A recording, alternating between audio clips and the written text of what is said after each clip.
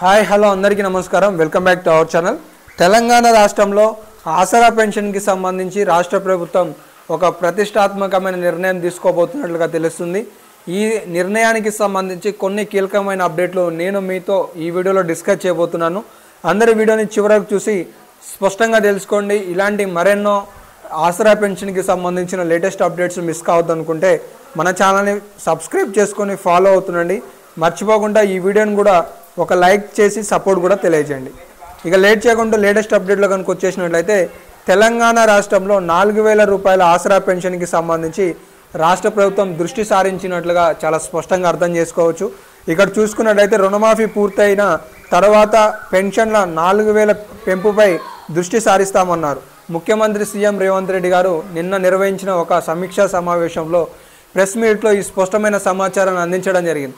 ఈ జూలై మాసంలో పూర్తి స్థాయిలో ఆసరా పెన్షన్కి సంబంధించి 4,016లపై ఒక సర్వే చేపట్టి ఈ ప్రభుత్వం కూడా అధికారులకు ఒక గ్రీన్ సిగ్నల్ ఆదేశాలు జారీ చేసినట్టుగా తెలుస్తుంది.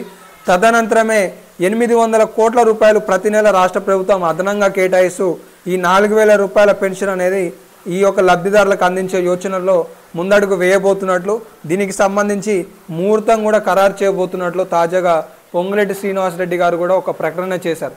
కాబట్టి తెలంగాణ రాష్ట్రంలో మరికొద్ది రోజులలో 4,000 రూపాయలు అనేవి అందబోతున్నాయి.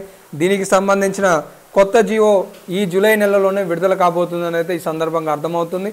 ఇంకా ఏమైనా అఫీషియల్ అప్డేట్స్ వస్తే మన ఛానల్ ద్వారా మీకు తెలియజేస్తుంటాను. కాబట్టి ఇలాంటి మరెన్నో లేటెస్ట్ అప్డేట్లు మీరు మన ఛానల్ ద్వారా వెంటనే మిస్ కావద్దు అనుకుంటే ఖచ్చితంగా సబ్స్క్రైబ్ చేసుకొని ఫాలో అవుతుండండి. మర్చిపోకుండా ఈ వీడియోని ఒక లైక్ చేసి సపోర్ట్ కూడా తెలియజేయండి. ధన్యవాదాలు.